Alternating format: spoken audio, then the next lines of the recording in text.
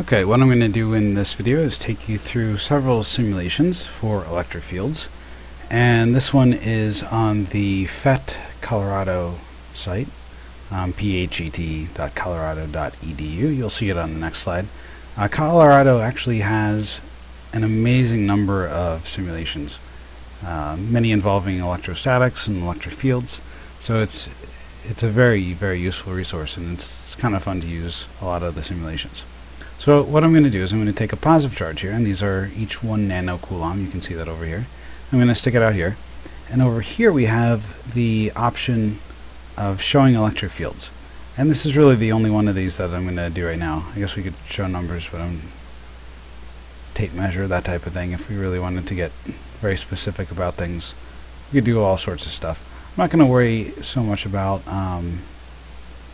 any of these things or this V thing here. We'll talk about that in the next presentation. In any case, what I have here is a positive charge, and it's got these arrows coming out of it. One of the things that you'll notice differently here is I've asked to show the E field, and instead of showing distinct field lines like you've seen in the previous pictures, we have a what we call a vector field, and so it's each of these corresponds to a particular point. You can see the little white dot. So these are all evenly spaced, and they're showing you the direction of the vector field at a particular point. This is the way that you would normally draw a vector field. Okay, if you're just kind of drawing the vector field on a piece of paper or something. With a computer simulation, we also have the option to show very precisely the strength of the field based on the darkness of the field vectors. This is not really much different than having a than trying to show the field lines, because you can imagine there's one that comes up like this, there's another one that goes off like this, and so on, down here this way and down in the diagonal direction there. But the difference is that we're seeing more specifically what's happening at each point, and rather than looking at the density of the lines, we're looking at basically the opaqueness of the field vectors. In any case, what I can do is let me just add another one on top of this, and so you can see that the strength is increased dramatically, and I'm just going to make it a little bit more interesting and put a negative charge here. And so you can see that the field vectors are curling around from the positive to the negative.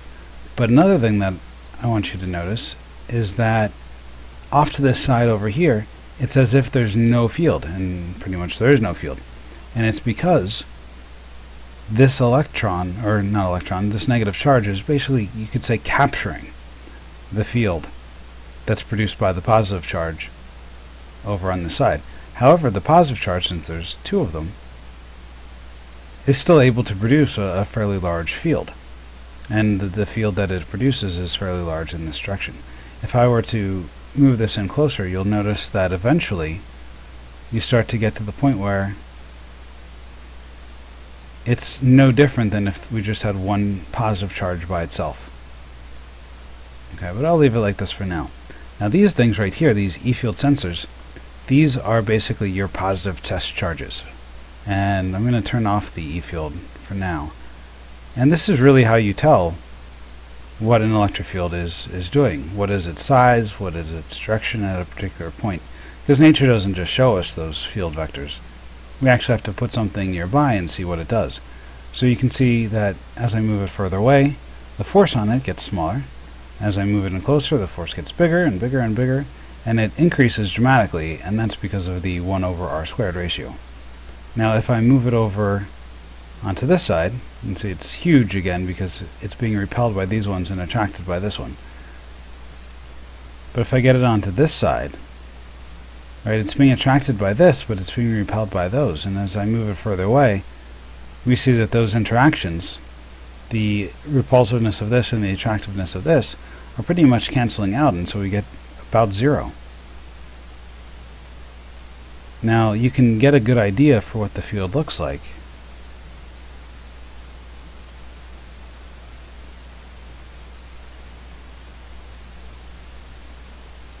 by just placing a number of these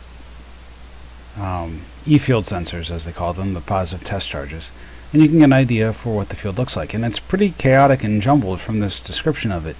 but it still gives you a pretty good idea of what's going on. So I highly recommend playing around with this one. I'm going to show you a couple others. Okay, so this is the two-dimensional electric field applet on falstad.com, one of my favorite sites. And this is the default setup. I'm going to get rid of this draw equipotentials since we don't know what that means. This thing, we don't know what this means either. These are the things that it'll show. Let's just show the electric field, or we can show the field lines. Okay, and once again, he's using not the density so much as color to show strength. So white means, the brighter basically the white means that it's a strong field, and the greener, the darker the green, the weaker the field is. And we can change that by just changing the brightness scale, and you can see how we can affect that. We can move this around if we want to, and you can see how where it's located affects the electric field in space. There's all sorts of different things that we can do with this simulation. It's very, very powerful. We can also do a double charge. So these are two positive charges, and you can actually see in the middle here, this is one of the interesting things, is that there is a net force of 0 in here. Now if I move it slightly up off of that, what's going to happen is it's going to experience a small force downwards, and it's going to cause it to shoot downwards, overshoot, bounce onto this side, and then it'll oscillate back and forth, back and forth. So we get a simple harmonic oscillation between those two charges. If I shift it off to the left or the right, it just shoots off into the distance.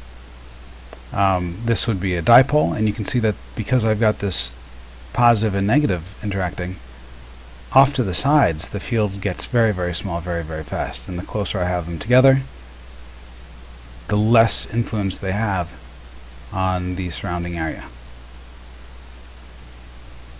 And we can do all sorts of other things. I'm not going to get into too much for right now, but hopefully this gives you a basic idea of how this simulation works and some of the different things you can see with it. The next simulation we're going to look at is another Falstad one, and this one will be three-dimensional.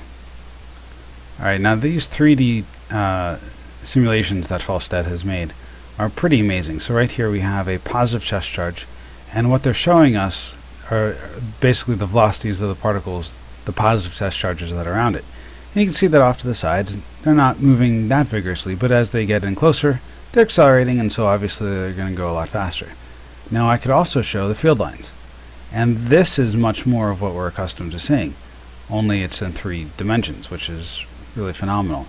So this might look very much like what I would draw on a piece of paper, where we would have the 2-dimensional kind of looking view, but in 3 dimensions it's much more intriguing. Now let's say that you're having trouble understanding what it's looking like. One thing we can do is we can slice it, and when we slice it we can see that that looks basically exactly like what we had in the 2-dimensional pictures, which is great. You can click on this and you can drag it off to the side, and you can see that there's no effect, there's no gross effect, I should say. And what I mean by that is that it doesn't change in the general structure of it. But remember that he does use the darkness and brightness to show strength. And so we can see as we go off to the side that the field strength is getting weaker and weaker and weaker, which is to be expected.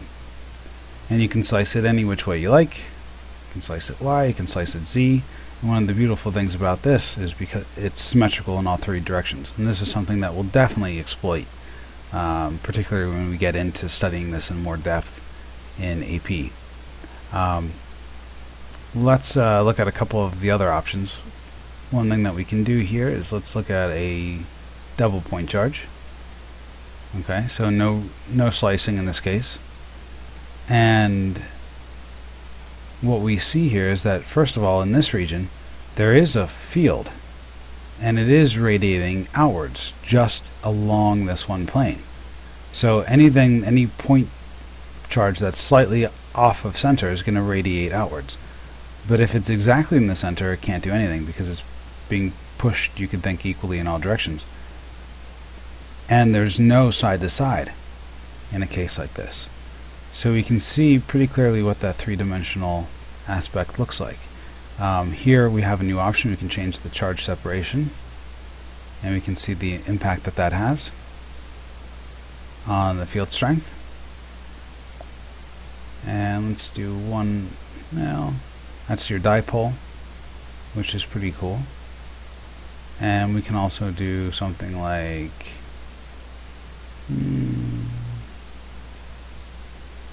so this would be a charged cylinder, well actually a cylinder, a conductive cylinder in an electric field.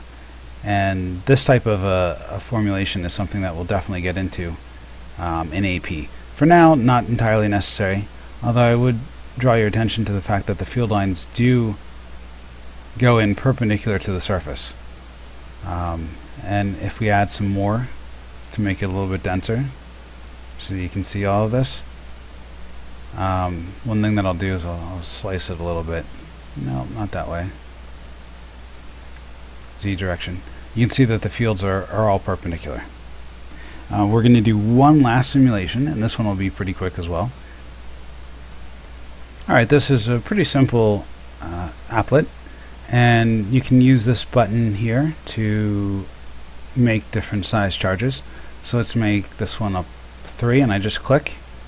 It shows these equipotential lines. I kind of like them. They're kind of pretty. We'll talk about these in the next lesson. But it gives us an idea also of what the field lines are doing. And now I'm going to throw in a -1 charge, and once again I just click. And you can see, oops, I made that basically -2 now because I just clicked on the same spot again. But you can see how the positive charge at +3 kind of overwhelms the negative charge at -2. Its sphere of influence kind of extends further than the -1, and not all the field lines are directed exclusively towards this positive charge. And if I add another positive charge, let's say I add another big one right here, you'll see how much smaller the sphere of influence of that -1 gets, and how its field lines are all tied into those, but these ones kind of radiate outwards off to all the sides. So I do like this. It's not perfect. It's a little bit sharp at times, sharper than you would expect. But it does give you a pretty good indication, I think, of what's going on with the fields at different areas.